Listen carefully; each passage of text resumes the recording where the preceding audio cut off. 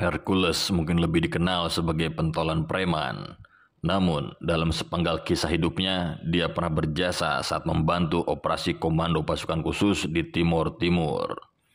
Kesetiaan Hercules saat membantu Kopassus dikisahkan mantan perwira Kopassus Kolonel Purnawirawan Gatot Purwanto.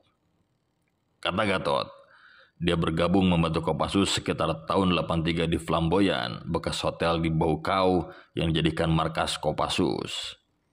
Hercules bertugas dalam bidang logistik. Dia menyiapkan beras, makanan hingga mengawal pengiriman logistik bersama Kopassus hingga di pos-pos garis depan. Tentunya itu menanggung risiko tinggi kalau sampai dihadang. Menurut Gatot, loyalitas Hercules dalam membantu Kopassus tidak diragukan lagi. Dia bukan tipe warga Timur-Timur yang pura-pura bantu Kopassus, namun sebenarnya menjadi mata-mata Fretilin, kelompok anti-integrasi. Kan ada juga yang jadi mata-mata atau pura-pura bantu padahal mencuri peluru atau obat-obatan sedikit demi sedikit. Loyalitas yang tinggi ini, ujar Gatot, disebabkan Hercules termasuk warga Timur-Timur yang pro-integrasi. Suatu ketika dalam operasi yang dilakukan Kopassus, Hercules mengalami kecelakaan.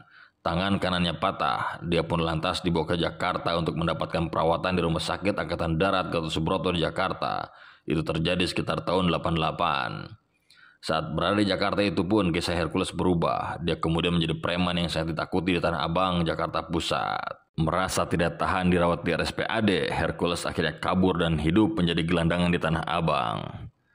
Kata Hercules, saya mau mandiri, tiba di Tanah Abang, saya tinggal di kolong jembatan. Kehidupan preman pun dimulai. Hercules awalnya tidak disegani dan sering dilawan oleh preman lain.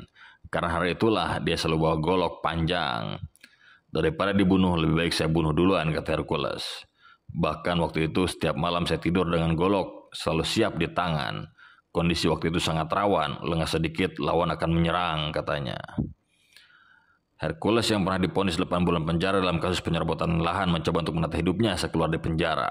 Pria yang punya nama lengkap Rosario Marshall ini kerap berurusan dengan pihak berwajib karena terlibat pemerasan hingga penyerangan terhadap petugas. Hercules dan kelompoknya sudah malang melintang di kawasan Tanah Abang sejak tahun 80-an. Pria berambut ikal ini seringkali lolos dari maut. Dia disegani banyak orang karena keberanian yang besar. Hercules mengaku pernah dibacok sebanyak 16 kali, meski begitu dia tetap selamat. Separuh dari tangan kanan Hercules, yakni dari bagian siku ke bawah menggunakan tangan palsu. Bukan hanya tangannya yang palsu, satu dari 2 bola matanya juga buatan manusia. Hercules pernah ditembak di bagian mata dan pelurunya pun tembus ke belakang kepala.